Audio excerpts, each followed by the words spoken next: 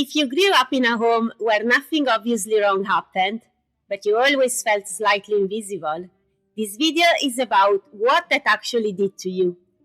Not what it looked like from the outside, what it did to how you see yourself, trust your own feelings, and let people close to you. This is called childhood emotional neglect. Most people who lived it have no idea it has a name, or that what they carry every day connects back to it.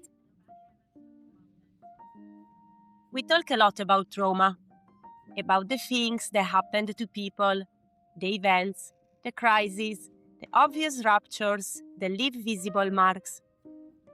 But some harm leaves no marks at all. No obvious beginning, just a quiet, persistent absence. The child who wasn't hit, wasn't abandoned, wasn't left completely alone, who had everything that looked like enough. Meals on the table, a roof, parents who were technically present.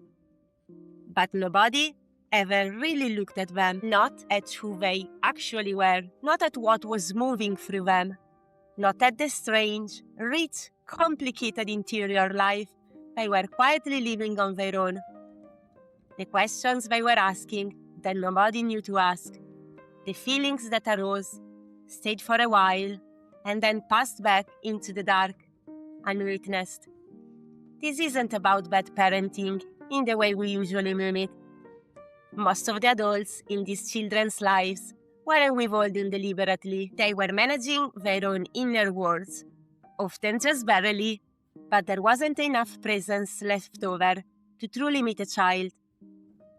The absence of being seen is not a neutral experience. It is not simply the lack of something extra. When a child is truly being met, their inner experience reflected back accurately, with care and attention, it is as necessary as food. It is how they learn that what they feel is real, that their feelings have names, that they exist, that they matter. When that doesn't happen, something gets built in its place. Think back. Think back to what it felt like to have something moving through you. Excitement, fear, a story you desperately needed to tell, and to watch the person in front of you simply not register it, not dismiss it, not tell you to stop, just not fully receive it. You learned something in that moment. You might not have had words for it then, but the lesson went in deep. You learned that your interior experience was not quite real enough to matter, that the gap between what you felt and what anyone acknowledged was your problem to manage quietly, that drawing attention to your inner world was somehow a burden.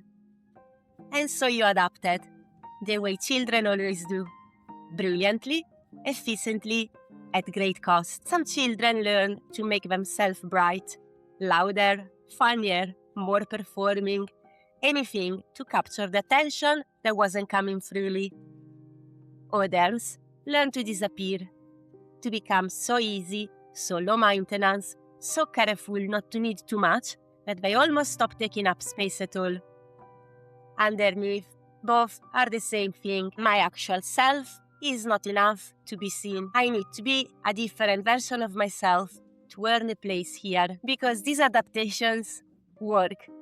They are smart, they are survival, they get you through childhood, they help you function, but they don't stop when childhood does. You carry them into every room you walk into for the rest of your life, into friendships where you find yourself endlessly attuned to what others need, and genuinely unsure what you feel, into relationships where intimacy feels less like warmth and more like danger in a way you cannot even explain, because some part of you learned very early that what's really inside is not quite enough. You become extraordinarily good at reading other people, at knowing what they need before they say it, at adjusting yourself to the shape of whatever space you're in. From the outside, this looks like social grace, like emotional intelligence. And it is, but it came at a price. You can read a room before you cross the threshold. Your own interior says foreign. You notice everyone else's emotional weather before you notice your own. You answer the question, "How are you?" and realize you don't actually know. A particular exhaustion comes with this. Not tiredness, more like a low-grade homesickness for something you cannot name. A longing that never quite lands anywhere. There are names for this. Emotional neglect, disrupted attunement, insecure attachment. But the name matters less than what actually happens underneath it. We don't develop a sense of self in isolation. We develop it in relationship, in response to being met. When a child's emotional experience is consistently reflected back, named, acknowledged, held, they internalize that process. They learn to witness themselves. When that reflection doesn't come, that internal witness doesn't fully form. This is why people who grew up unseen often find it so difficult to trust their own perceptions, to know what they feel, to believe their own experience is real without someone else confirming it. They are not lacking confidence in the ordinary sense. They are missing a self that was never fully mirrored into existence. And this is why being truly seen, as an adult, can feel so destabilizing. It isn't just warmth. It's encountering something you've been hungry for so long that receiving it is almost unbearable. The very thing you've longed for your whole life finally arrives and feels dangerous. Not because you're broken, but because you were never taught how to hold it. But the wound didn't only take things from you, it also built things. The sensitivity you developed trying to read a room, that is real, that is yours.